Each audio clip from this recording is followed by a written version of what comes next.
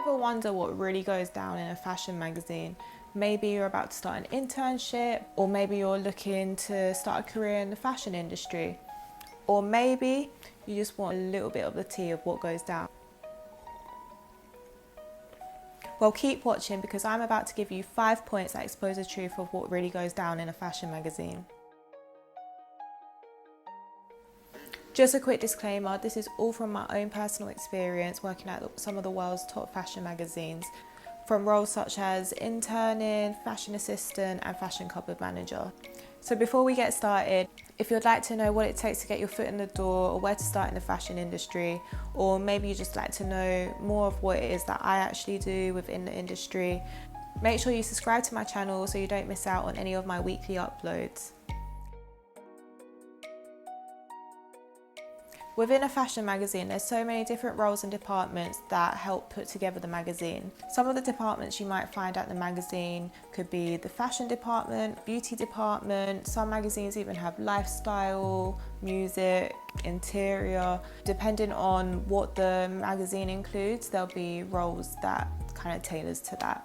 Also, depending on the budget, you might find that some magazines are more closer together in terms of like the space within the building or in their offices. Some magazines have bigger offices where they'll be able to split up the departments. You'd have the area where people would work from at their desks, where some of the editors would work. You have some of your writers. Some magazines might also have their own retouchers that would work inside the building as well. One of the main parts, which is where I often worked, would be the fashion cupboard. In the fashion cupboard, it's just where clothes come in and out for the shoots. It's usually where the intern is based as well, if the intern's doing fashion. Same applies for beauty as well. So beauty usually have a cupboard, sometimes it's shared with fashion and they have their own separate sections in there. There's loads of different roles there and loads of different areas, but it's really important just to remember that magazines are all different. Their setup might be different based on their budget or popularity, just anything really.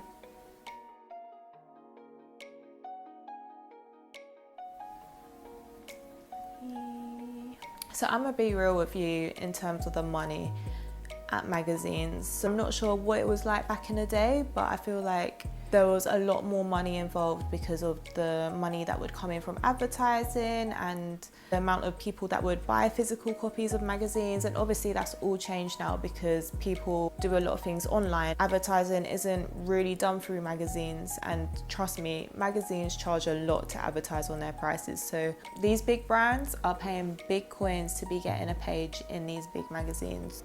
Obviously, with the new age of social media, influencers being the way of advertising now, well, one of the ways of advertising, there's not as much money going into magazines, hence why a lot of magazines are closing, being just online magazines. So with that, there's not really much money in working at magazines anymore. Again, this also depends on which magazine it is, the budget that they have behind them, how popular it is. Like, there's so many things that it depends on. It's dependent on your role as well. If you're looking to be an intern at a magazine, the most that you would expect to really get paid would probably be just your expenses. And some magazines won't even pay you expenses. They'll have you doing an internship for free. But yeah, keep watching because I will cover that on one of my points. The future of magazines, it ain't it in terms of your quins. So yeah, I just have to be completely honest with that. Personally, I feel like magazines are not the one to be going to if you are trying to earn big coins.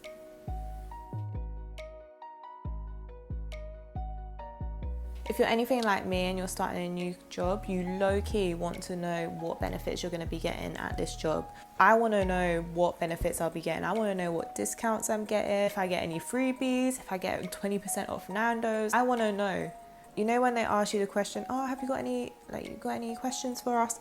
They're the things you want to ask, kind of don't want to ask because you're like, is this a bit cheeky? So from my experiences at magazines, there's been some really sick benefits that I really miss. Every so often you might have a beauty sale, which is where you'll have an opportunity to buy samples that have been sent into the magazine or maybe sent in to be reviewed or to be photographed.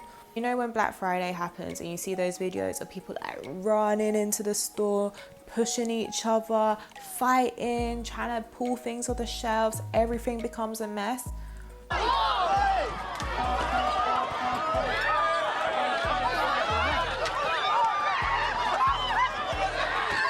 That's basically what a beauty sale was like. Beauty sales were so overwhelming for me, but the prices you got things for, they'll sell Chanel makeup for like £2, they'll sell expensive perfume for like a £5 or £10 at the most. It's good, but it's also bad because you just spend your money on shit you don't really need. So you also get sample sale invites from brands and designers. Food and snacks come in all the time, like gifting and freebies from brands trying to like promote their stuff as a way of saying thank you for working together. They're obviously some of the more light-hearted benefits that you get from a magazine. You do get a lot of benefits that benefit your career in fashion. You become quite established and respected within the fashion industry.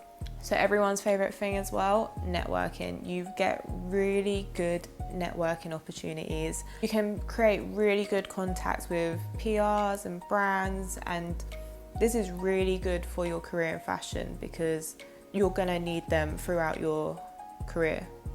Comment below if this is something that you'd like me to go more in depth about in another video. So I feel like if anyone has worked in a magazine and they're asked this question, they usually say no, but I'm gonna give you my story time. Sometimes it really can be. Of course, you work at some places, you have some really nice people, you get a couple bitches here and there. Hey, that's life. That you come across all different types of people. I've been at some really great magazines where they really care about your growth in the fashion industry. They really respect you. They really help you grow and want to teach you more, let you do your role. They give you the credit that you deserve. But I have also had some really experiences at certain magazines. One of the worst ones was when I was interning at magazine, and oh my God, it was so stressful. And if that was my first internship I had ever done, I don't think I would have gone into fashion because it would have put me off so much. And there's so many people I know that feel the same about this place. One of the first things, they do not cover your expenses. I'm pretty sure that's illegal, but at the same time, so many people want this opportunity that they will do it for free. They will go and do that just so they can get it on their CV. Pursuing their budget is basically non-existent because they don't work with a courier service like a lot of other magazines that I worked with. Their hallway is stacked up of their magazines. Their space is so tiny.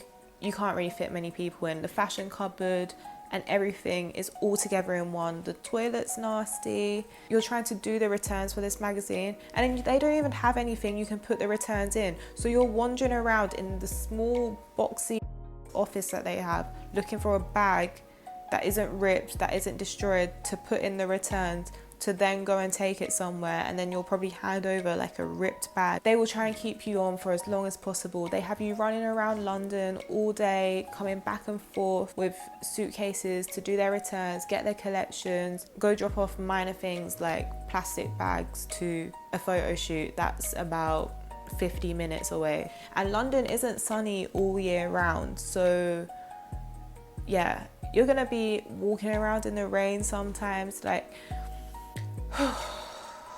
it's just mad. I just think these places are really bad. I think they're exploiting people, taking advantage of young people that want to get into the industry and trying to put their foot in the door to start a career. If you've interned at this magazine before, even assisted, you know exactly who it is. I would warn you all not to go work at magazine. That's all I'm saying.